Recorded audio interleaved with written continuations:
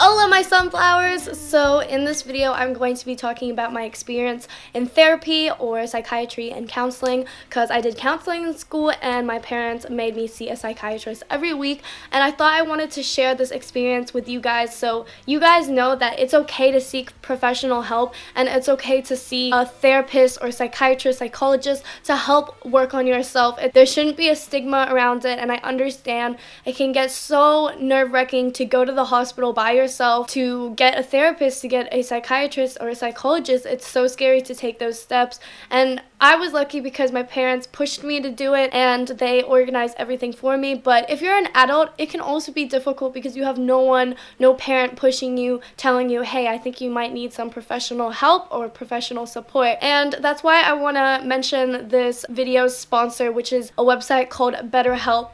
And it is a website that helps you be paired with a counselor who can help you with your problems. Before you even get paired with a counselor, you're given a questionnaire and you're asked a bunch of questions on things about yourself, or whether you're depressed, or if you feel anxious, or you're worried about work, or you're worried about taking care of kids or parents or family related things. You just fill out a questionnaire and they will soon pair you with a counselor that is specialized in the things that you say you need help with, which is very convenient because it's online. You talk to a counselor online, and the good thing about it is that you don't need to pay for travel if you live in the middle of nowhere, live in a farm, and it's going to take a really long time for you to go to a hospital. You don't need to pay for that travel or miss days of therapy because traveling in that time just doesn't fit in your schedule. Now you can just go on a device and just talk with a counselor whenever you need to, and it is so cheap compared to going to a hospital and getting a therapist, etc. Because here in Australia it can be from like $70 to like $100 to like $150. Like, that's a lot of money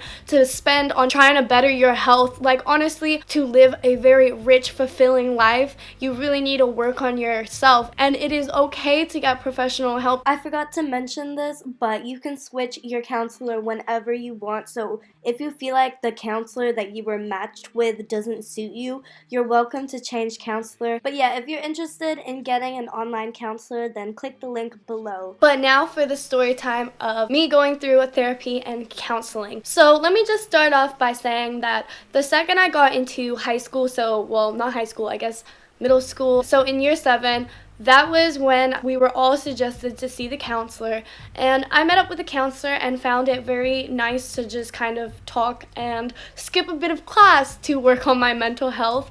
And I was a very troubled kid, so I saw this counselor almost every 3 weeks from year 7 to year 9. I saw her every 3 weeks, like from year 7 to year 9. That's crazy. And then for year 10 and 11 and 12, I pretty much saw her every week because that's when a lot of things were going on in my life. To be completely honest, and I know I'm like promoting getting a counselor and getting a therapist, etc., but she wasn't the greatest counselor, and it's completely understandable because she's a school counselor. Like, this isn't really, I don't think this is her specialty. She wasn't great at it, but it's always good to just have someone to talk to, someone who isn't in your friend group, so it doesn't seem like you're gossiping or bitching or starting rumors. You can talk to someone and figure out like what you want to do about a situation without it looking like you're gossiping and stuff. That's why it's good to have someone to talk to, a professional, to make you see things from a different perspective. Things were starting to get really hard for me when I was 16, and I had a lot of things going on. My mental health was extremely poor. I was suffering from depression, and I was very, very suicidal. I was self-harming since a very young age, and my parents saw all my scars one day, all my fresh cuts one day. I straight up just said to my dad, like, hey, I think I need to see someone. Like, I think I need some professional help because, like, I knew that I was going downhill and I wasn't just gonna let myself like hit rock bottom. And so the next day, like, no shit, my dad took me to the hospital and he was like, we need to get her a psychiatrist.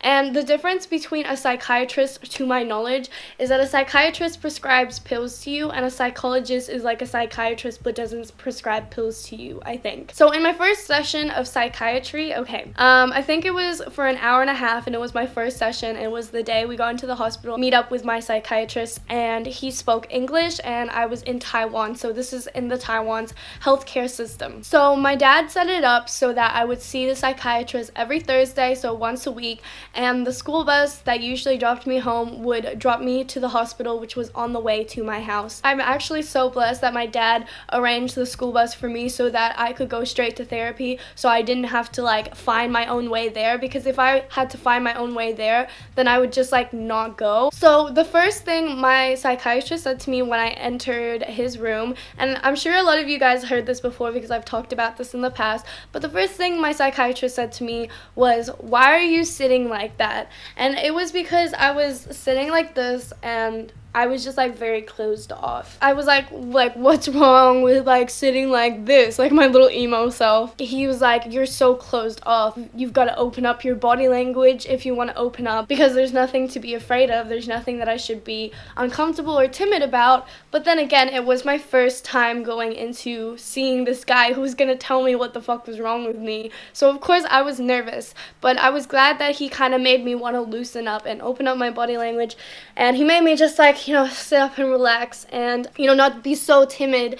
And I thought that was really helpful. He just asked me some basic questions about school, what was my favorite subject, whether I had a boyfriend, whether I smoked weed, like all of the basic like stuff to try to get to know me. And then he started, asking me, so like, what's going on? Like, I just said, I'm self-harming. My dad saw my self-harm scars and he's very, very worried. And he talked to me a little bit about self-harm, and he said that we'd go more into it in the next session because our time was almost up. And he gave me like this leaflet of like self-harm tips and stuff, and it was also anxiety tips, anger tips, and like depression tips.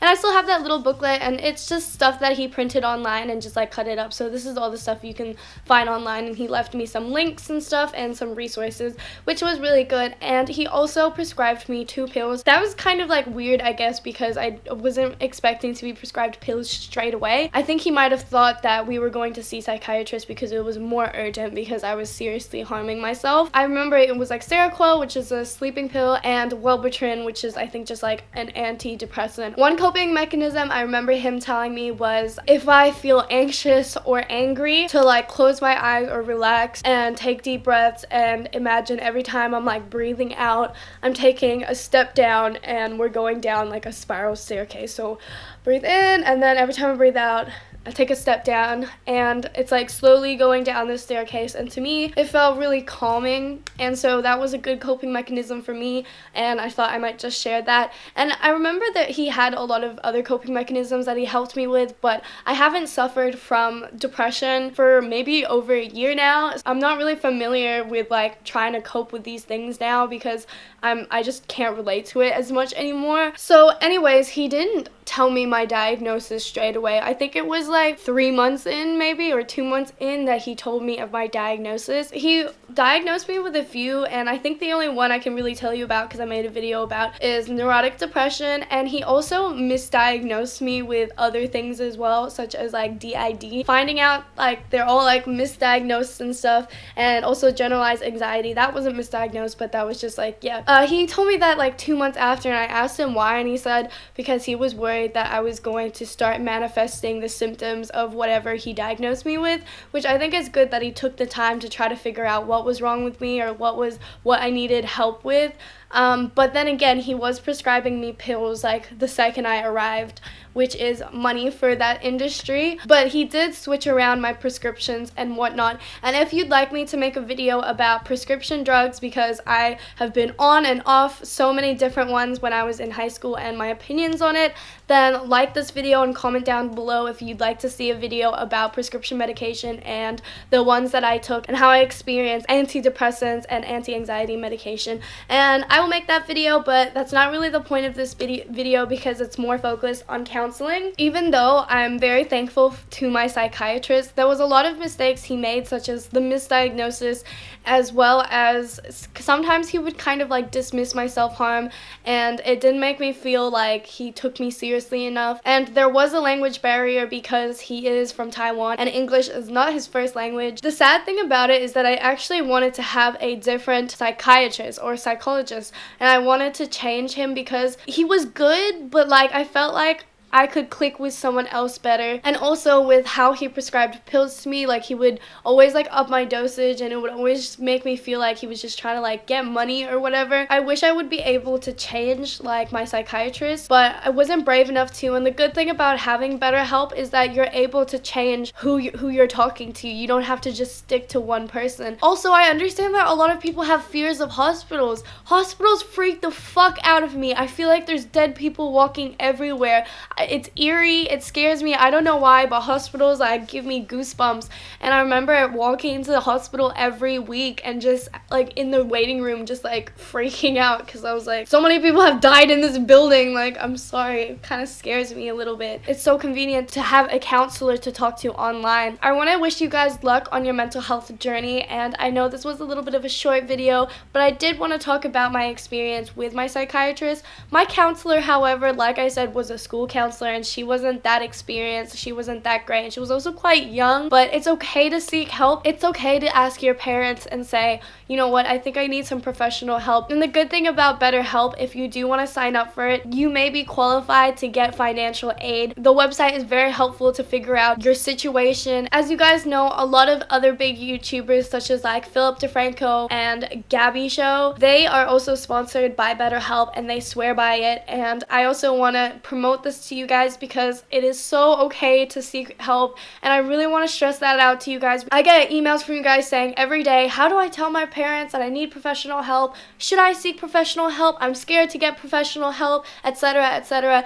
And I really just want to help you guys because we deserve to be one big happy sunflower family, and we're all here to support you. So yeah, like I said, comment down below if you want to see the video of my opinion on prescription medication, and comment that down below if you want me to do it, and like this video, and I definitely will make that video for you. And also, if you are suicidal or depressed and you need help, I'm going to be linking some of the hotline numbers down below. Anyways, you're welcome to comment down below if you need some help and support, and I will try my best to try to comment back to you and give you some advice. And if anything that I can't comment back, I might include it in a video later, so do also let me know if you need advice on anything else. So now this is the part of the video where I go through my mindful journal, and this is the page we are up to. This is what it looks like. So yeah, I'm using my webcam and I'm in the process of getting rid of hair color. As you can tell, the pink faded back to blonde, and the blue is as stubborn as usual. But yeah, I just want to read through this. So this page at the top here, it says welcome home Dumpling, which is, I probably wrote it when I got my second guinea pig named Dumpling. Then over here it says, have you ever had to sleep on an empty stomach? And I just wrote that down because it's like just making yourself think like, have I ever really had to sleep like where my stomach hurts because I'm so hungry, and I haven't felt that since I was like a kid. Now I'm living such a blessed life, and I'm so thankful that when I go to sleep I have food in my tummy. Yeah, and then here it just says Bob Marley is bae. And here it says, you will end up pretty disappointed if you think everyone has the same heart as you do. Just a little advice. And here it says, those who adapt best to the environment will have a greater chance of surviving. I don't know, sometimes I watch like nature documentaries and I just write whatever I listen to. That's what I do a lot. That's why I guess it's kind of my mindful journal, because it's kind of just writing the first thing that like comes to mind. If I'm listening to someone, I'll write what they're saying. I love you guys all so much. Please stay strong, stay alive, and fucking stay lucid. I love you guys. Wait. Do I ever kiss the camera? I'm sorry. I just felt like I needed to kiss you guys. What the fuck? Bye, guys.